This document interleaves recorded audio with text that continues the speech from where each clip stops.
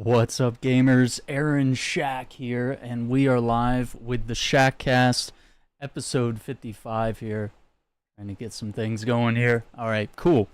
But yeah, we are live, and this is going to be an interesting one today because we have a lot of news coming from DC and Marvel from Comic-Con 2024. Episode 55 today, so very excited to be here with you. Just let me know if you have any questions or comments. Drop them in the comments, and we'll address them today. Benefits of a live show here. But yeah, first like huge thing, and I mean, I think I have some images that we can pull up.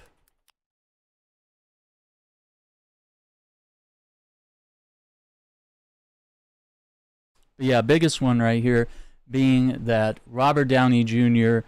has returned to the Marvel Cinematic Universe here.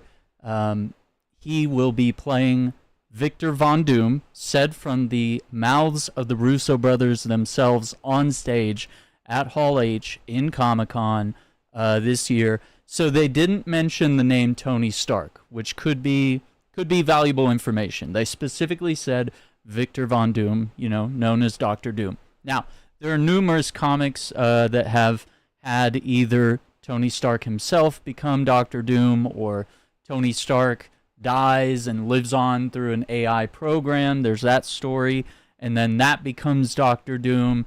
And there's been, there's even the idea that it's just like, hey, he's just playing Doctor Doom. And the fact that it's the multiverse, and it could be a Tony Stark from another universe, or it could just be the random fact that this Doctor Doom of another universe happens to look like Tony Stark. So, I mean, it could be all sorts of things. One of the ways that I've sort of interpreted it is that even the Marvel Universe itself could sort of become almost like an anthology series, where it's like, yeah, you do see some of the same actors return because of the multiverse.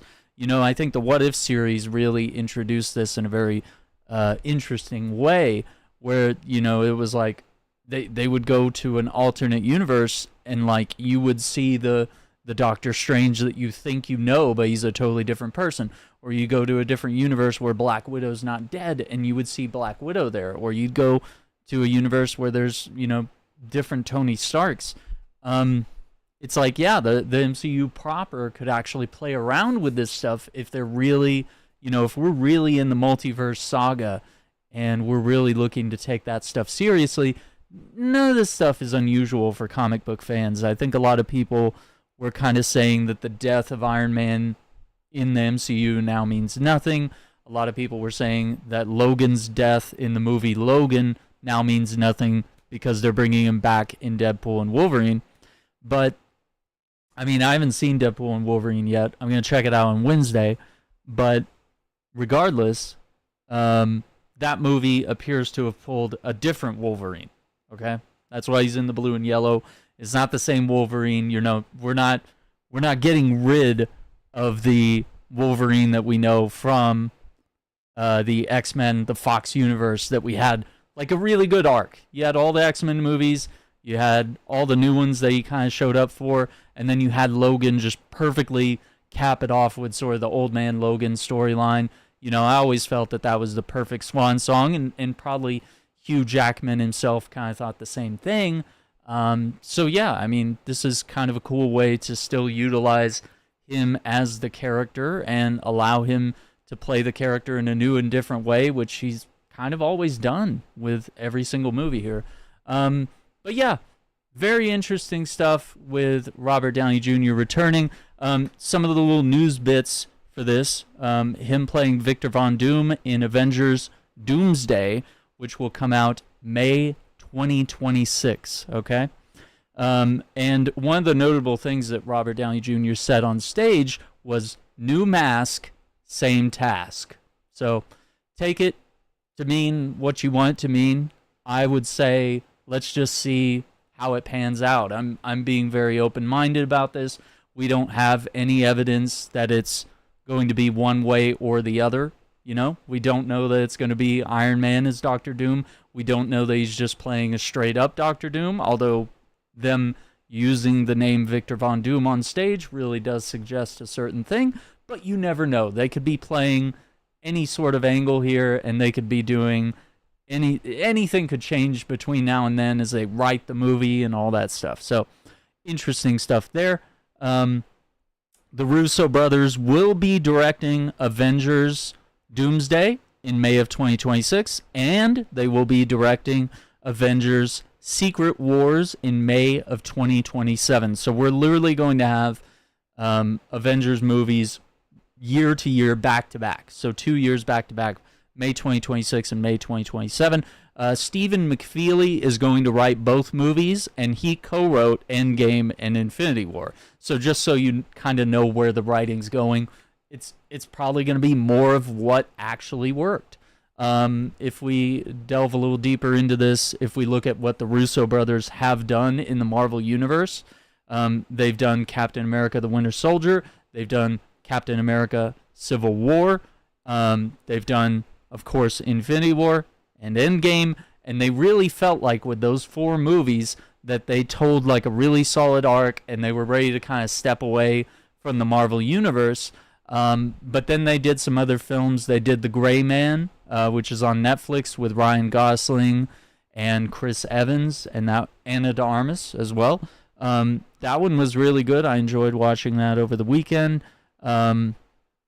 It really captures the Winter Soldier type vibes, which I've always felt is the best of what Marvel has ever done, especially with Captain America.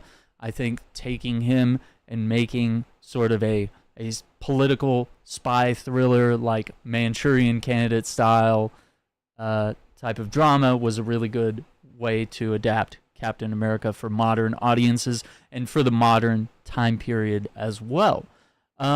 So yeah, the Russo brothers have done a lot of great stuff in their directing and their projects. One of the other notable things to note here is that adamantium will be introduced into the MCU because the Celestials from the sorry. Let me finish reading this. Adamantium will be introduced in the MCU with the Celestials being made out of adamantium, okay?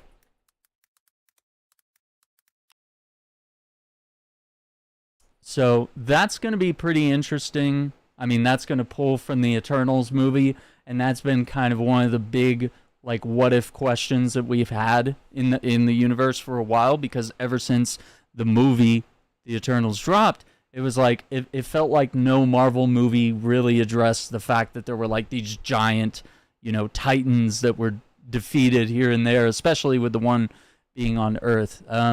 So yeah, kind of a big deal that it hasn't been brought up till now, but I guess they're recognizing that, or maybe they've been saving it for this one big moment, because they didn't want to just pull Wolverine or someone out of nowhere.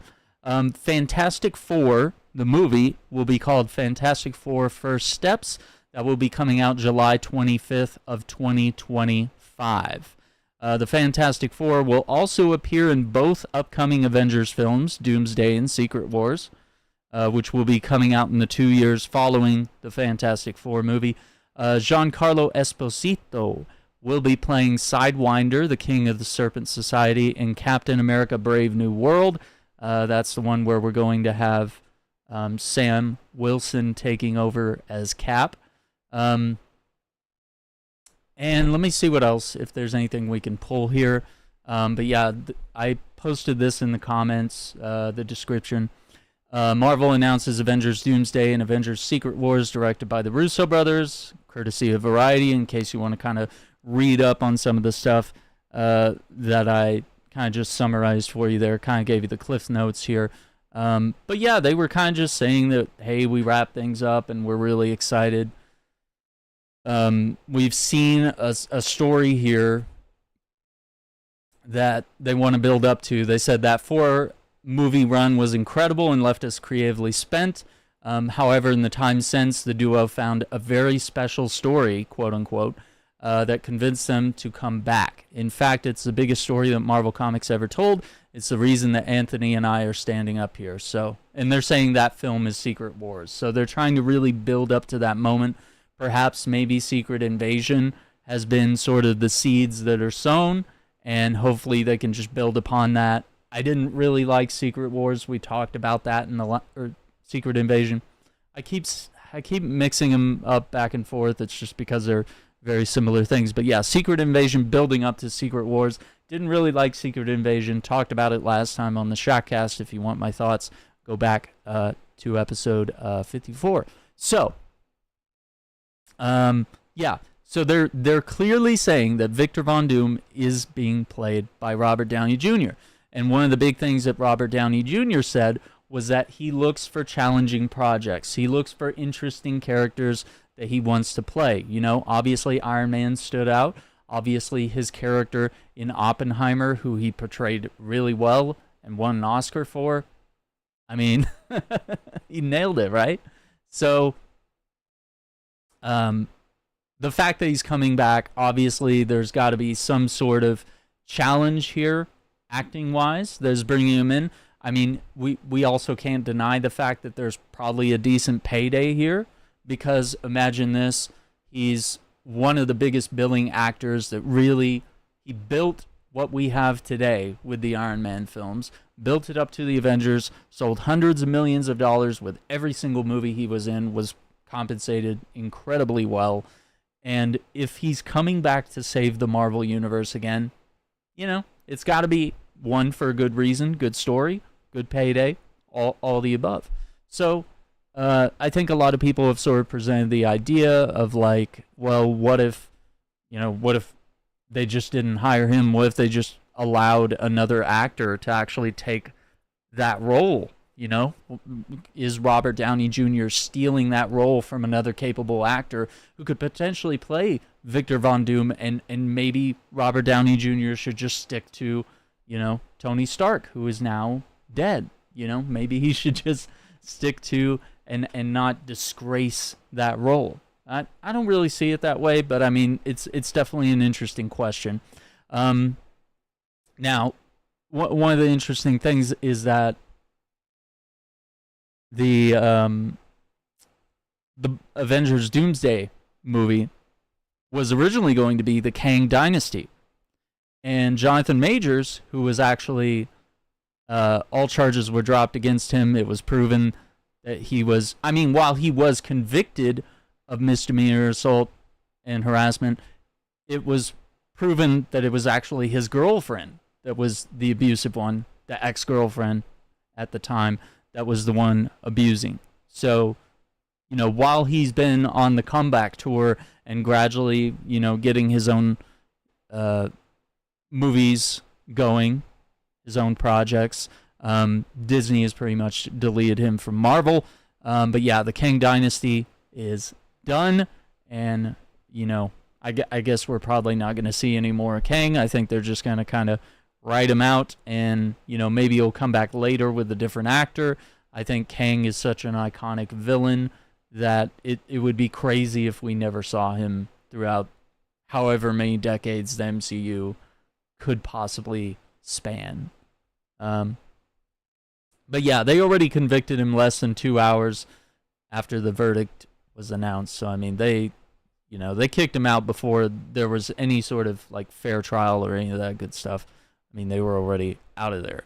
But yeah, you can read that article. I have that in the comments, the description down below. Okay. So I actually think that wraps up most of what I wanted to talk about with Marvel. As far as DC, James Gunn actually unveiled this. I'll full screen this so we can react to this. James Gunn has revealed the DC Studios logo here, and we can see that someone's, you know, probably filming this with a cell phone here, but I mean, this was the only footage online I was able to find, and it shows Superman. Now, one way that we can interpret this is that maybe each film will have the iconic character, like maybe for the Superman film, it'll be Superman. You know, for Creature Commandos, it could be any character that's in that group. Or if they do a Wonder Woman or a Batman film, it could be Batman in his first appearance, because that's obviously what they're doing here, is showing Superman in his first appearance. Let's take a look. Right there. Yep. Old school. There it is. DC Studios. And it's kind of more back to their classic logo that you've probably seen on comics in the past. It makes sense. There's nothing unusual there. It's probably a good move. I mean, they changed the logo so many times over the years. I've never really cared one way or another, but I think this is ultimately a good decision. It makes sense to me from a marketing perspective. The next thing, I actually have some more links in the description on this, but a Creature Commandos teaser was dropped on YouTube. You can check that out. I have the link in the description. The Creature Commandos is going to be an animated film coming to HBO Max. It looks cool. You know, I'm not like the biggest fan of that particular group, but you know what? It's probably not a bad idea to bring, you know, both your mainstream heroes like Batman, Superman, Wonder Woman to the big screen, while also highlighting, you know, some of your more obscure heroes and anti-heroes and groups of heroes and such like that. The next thing, and I was very surprised. I've been a lot of conversations about this new Batman animated series that is coming to Amazon Prime. It is called Batman Caped Crusader, and you know, I was very surprised. I was like, I've talked to a lot of people, and they didn't actually know that this was happening or that this show was even an idea. But I mean, I'm surprised, but I think it's really cool. So this is coming very soon, actually, August 1st. So I'll be reacting to that, and I don't think I can show any footage on screen, but it's possible that I could potentially make some videos, you know, like reviewing each episode or a group of episodes, or however we want to do it. But yeah, this is going to be, I believe Bruce Timm is behind this adaptation here. Of course, credits to all the creators of Batman. We're also going to see a very interesting and perhaps rather diverse cast of characters. We're going to see Hamish Linklater as Batman, and some of you guys might know him. He was the priest in Midnight Mass on Netflix. So the priest that, you know, quote unquote, turns into some sort of vampire. Yeah. We're also going to see Jamie Chung as Harley Quinn, and one of the interesting things they're doing with that character is that when Harley Quinn is in her costume, she's going to be like psychopathic killer, but when she's just regular Dr. Harleen Quinzel or whatever, who will be Asian, that's a change. She will be, you know, sort of goofy and stuff like that. So she's not really going to be the traditional Harley Quinn that we knew from the Batman animated series of the 90s, where it was like, you know, when she was in the costume, she was really kind of a goofy, lighthearted character. So very interesting there. What's up, Hugh? How you doing? Appreciate it. I decided to step it up for the pod. For a while, I was just, you know, wearing whatever was convenient, but I thought, with a lot of the recent episodes, as we started to broach episode 50 and beyond, I was like, you know what? I got so many like nice shirts, and you know, if it gets cold, I could put on some suits or something. But right now, it's like heat of the summer, you know, 90, 100 degrees every day. We'll sport this for a bit. But yeah, as we're talking here about Batman Caped Crusader, that's an interesting change that they've made here. Let me see if I can pull up anyone else in the cast. Yeah, I mean, we're going to have Christina Ricci as Catwoman. They're not really revealing. They're showing a lot of people. Diedrich Bader, who has actually voiced Batman, is going to be Harvey Dent in this one. Jason Watkins will be Alfred Pennyworth. Crystal Joy Brown as Barbara Gordon. Dan Donahue as Clayface. Michelle C. Bonilla as Renee Montoya. Eric Morgan Stewart as Commissioner Gordon. And here's the other one. Okay, this is the crazy part that I really wanted to bring up. because you know, we are sort of seeing that Harley Quinn has been, it's not like the biggest deal, I guess. Maybe to some people it is. Let me know in the comments. But Harley Quinn is going to be Asian now instead of just a ditzy blonde. You know, she's going to be like a sort of a darker Asian character. What we're going to see is that Minnie Driver is actually going to be playing Oswalda Cobblepot. So they're gender swapping the Penguin, known as Oswald Cobblepot. They're just adding an A, Oswalda Cobblepot. Let that sink in, I guess. One of the top comments here is, why though? Some people are saying go woke, go broke, but I mean, it's just lazy writing. It's not necessarily, yeah. And then, you know, the crazy YouTubers, they're gonna complain about this.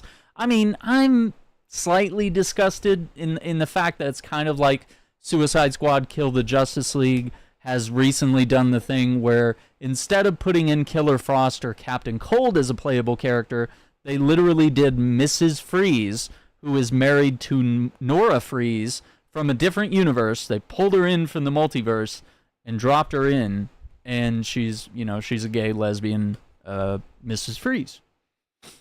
And I would say she's a fun character to play as, but, you know, narrative-wise, she's not very interesting or well done. I mean, you could have picked for more iconic characters instead of gender-swapping one. And that's kind of how I feel about this. Like, just let Penguin be the Penguin that we know. It could be an incredible performance. I'm also going to hold out hope for that. I mean, there is the potentiality that, like, this could be a great performance, and we could be like, wow, okay, it is really good. So, you know, it might not be too crazy. It might be silly to jump to such a harsh and extreme judgment. But in general, I feel like when you do gender swaps, when you do race swaps, especially of iconic characters, it really feels like, why though? Are we going to have a Brucina Wayne or a Clarcina Kent or you know, whatever it's going to be, like, when there's already Supergirl, there's already Batwoman, there's already tons and tons of iconic DC female characters? I mean, would we be in this outrage if Poison Ivy were all of a sudden a man? You know, would we have this same conversation? It's just, to me, it just reeks of like lazy writing and trying to, you know, it's like you can include, there's so many great feminine villains that you can pull from rather than taking from the male ones. I don't know. Hugh Gaines says, personally, I'm not too picky about it as long as it's not too crazy and as long as it's good. I'd say that's a pretty open-minded take to have on it. You know, just see what happens. It's probably not great, but yeah, and it could definitely also be a money-motivated decision, you know? It could be like, rather than going for what the iconic characters are, if they switch this, they do the gender swap, it could all of a sudden be an incredible cash cow experience. There you go. Let me see. What else do we have here today?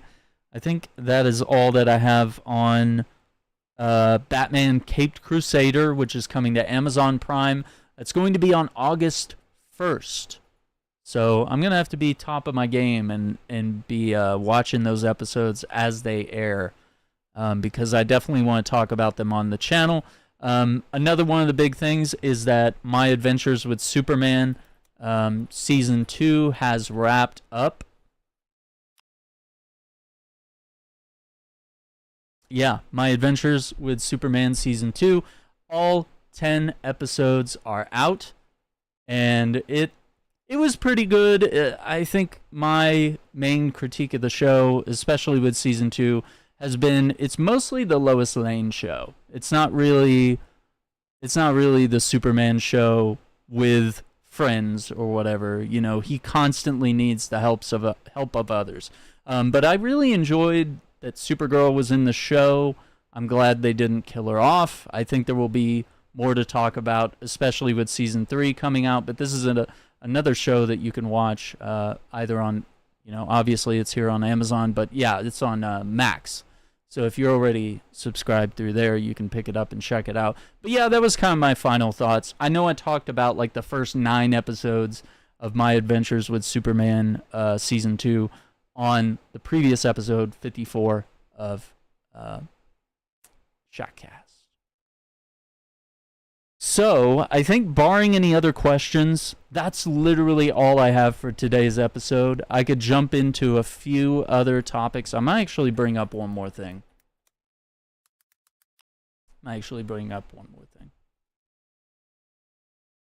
Yeah. Any thoughts on RDJ as Doom? You can refer back to probably the whole opening bit of the podcast here. Maybe the first 15-20 minutes was literally all on Robert Downey Jr. as Doom. They did very clearly say that he is playing Victor Von Doom. I'm here for it. I'm interested. I'm going to keep an open mind. When I heard the news, I was like, wow, kind of shocked, kind of excited.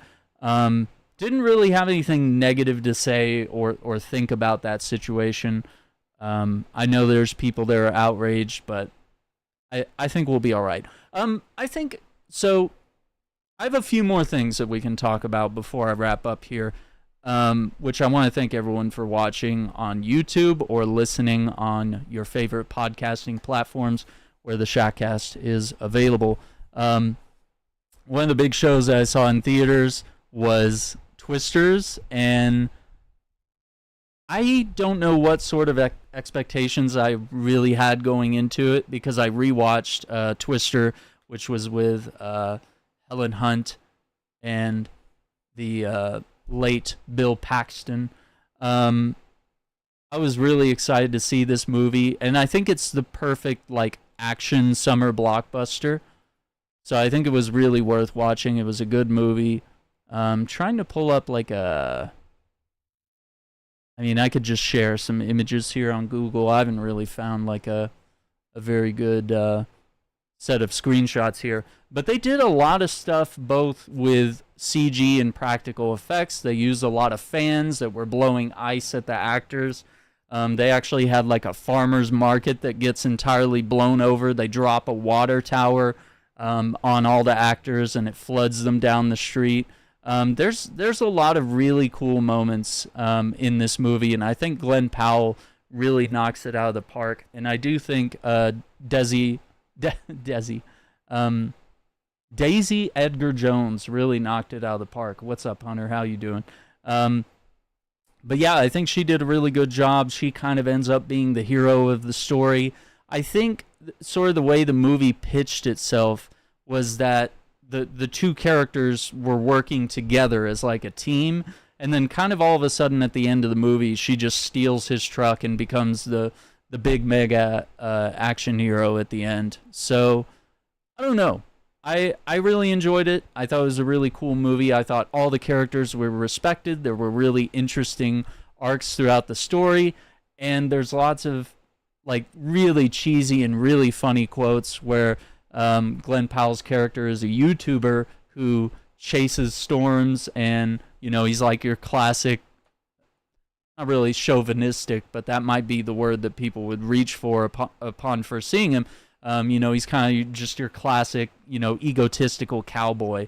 And he pulls up and, he has this catchphrase. He's like, if you feel it, chase it. And so he says that. He also says at one point in the movie, which is my favorite quote, he says, you don't face your fears, you ride them. And it's top tier stuff. So it doesn't really denigrate the original in any way. It doesn't make the original any worse of a movie. I don't believe this movie is any worse than the original. I think they're just both really cool movies that happen to exist in the same universe, because actually at points in the movie, in the first Twister movie, they use Dorothy 1 through 4 as this sort of scientific experiment that they're using. They're trying to essentially put these little balls that analyze the weather up into the tornado so that they can get all these measurements and data off of what's happening inside the tornado in order to understand it. And so at the beginning of Twisters, they're actually using Dorothy number 5. So that's interesting, kind of little callback to the original film where it's like, well, how did these characters actually know the original cast from the first movie? Did they become, renowned meteorologists and they gave Dorothy 5 to Daisy Edgar Jones' character, and they, she utilized that technology and then sort of refined it into what they were using in the Twisters movie. I think there's just one thing that bugs me, and it actually bugs a lot of guys. It's really interesting. I've watched a lot of TikToks recently, but it bugs a lot of guys. They didn't, it's not that guys are always looking for romance in our movies, but for a big summer blockbuster, they didn't kiss at the end of the movie. And I gotta say, I was kind of rooting for it. I was kind of like, that would be the best way to wrap the movie. Because at the end of the movie, they're at the airport, and Daisy Edgar Jones's character says, she basically tells Glenn Powell's character, I'm leaving, blah, blah, blah. And then she says, if you feel it, chase it. And then she leaves, and obviously he's like attracted to her. They've been through a lot of stuff. He finds her, both her determination, her knowledge, her attitude, all this stuff. He finds it very attractive that she knows a lot about storms. He knows a lot about storms. They complete each other in a very interesting and unique way. It wasn't like a lot of other movies that we've seen recently, like She-Hulk or something like that, where it's like, woman better than man, just for no reason. It's like, no, they're like, she's really good at what she does. He's really good at what he does. And their separate skills actually coalesce together in a really good way. He knows a lot about meteorology. She knows a lot about meteorology. He has access to all this technology and all this gear, and he has the truck and all the stuff. He happens to have everything she needs. And then she happens to have all this knowledge, and she also kind of has the instinct, right? Like where she picks up the dirt and lets it blow away in the wind, and that's, she kind of analyzes what's happening with the storm by just looking at things, right? So all of these things paired together, it makes them a really great couple. And at the end of the movie, she's like, if you feel it, chase it. And then he has like a parking cop guard was there at the airport and was like, hey man, you got to move your truck. And what does he do? He put under his truck and basically drills his truck into the pavement so that no one could tow his truck. And he goes in and he doesn't kiss her. He just goes and, they basically do the love story scene, but without the kiss. Like he chases her to the airport and he's like, I feel it, it's like, you don't face your fears, you ride them, he's like, he walks in. And so apparently they did film the kiss. They just chose not to use it for whatever reason. But I think that deleted scene would have been the chef's kiss that you need for the perfect summer blockbuster. Obviously the chemistry between Bill Paxton and Helen Hunt's character in the original, they were constantly flirting with each other. This is his ex-wife in the movie. He's trying to get the divorce papers signed, and he's trying to, get his new wife, get married to her and get the show on the road. But obviously they start chasing after Twisters, and then they, ironically fall in love again. This movie was not afraid to be that.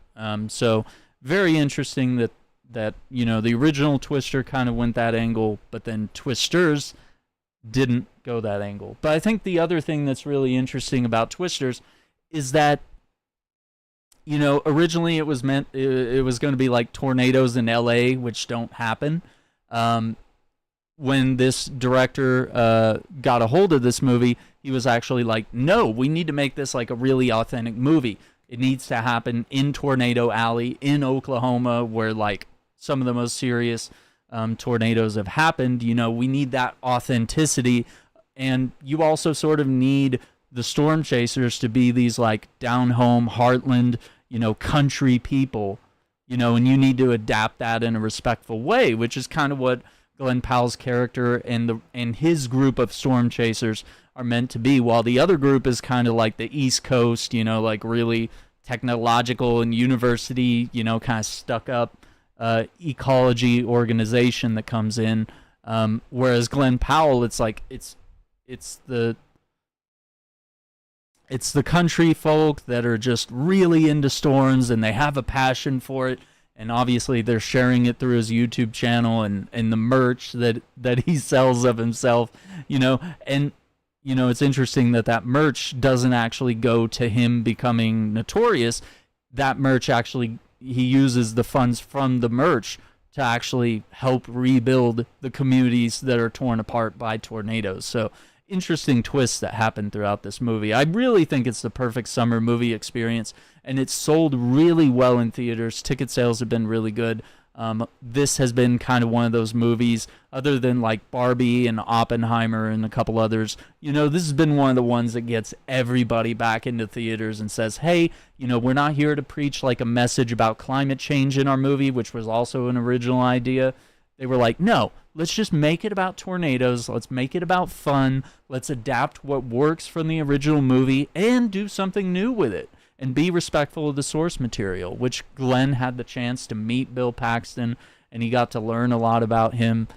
So I think they were close, you know. They got to know each other really well before Bill passed away in 2017. So I put my rubber stamp on this one. I'm going to go see it again on Wednesday, actually. I'm going to go see it again because there's a brief part of the movie where there were like these two girls talking and they would not shut up and they wouldn't get off their phones. And I was in one of the Alamo Drafthouse theaters where they have rules. They're like, you know, hey, we'll give you one warning and then we kick you out. Like if you're loud, if you're on your phone, like deal breaker. And they'll literally like, you know, if you let them know, the management will literally come in the theater and they'll hide in the back in the darkness and they'll watch and they'll get evidence. Essentially, they'll see them talking or being on their phones or whatever, or being disruptive in whatever way it may be, and then they'll come down and give them that warning. And funny thing is, what happened when they warned those two girls was they said, "What? Who told on us?" And then they started laughing because they thought it was funny. And I was about to write down. I was about to send another message, you know, because you write it down whenever you suggest stuff. I was about to write it down, but I was like, you know what, benefit of the doubt. Let's give them a minute. And they still wouldn't shut the hell up. So that's where we are in that experience. It kind of ruined a good like 30-minute chunk or so of the movie because they literally didn't stop talking for like the whole intro. So I missed a lot of stuff.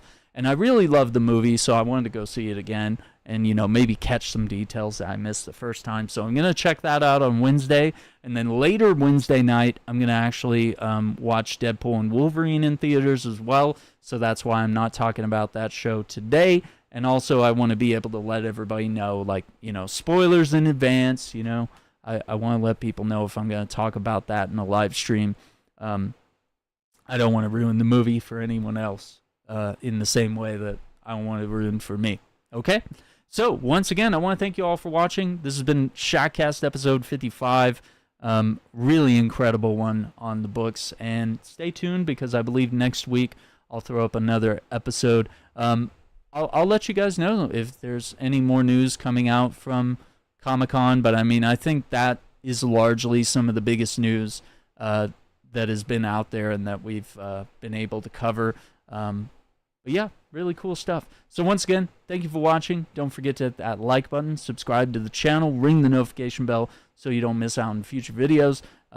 Check out the podcast, the Shackcast. Wherever podcasts are found, you can find me. And I thank you for listening. Thank you for watching. Take care, be safe, and we'll see you on the next one. Bye.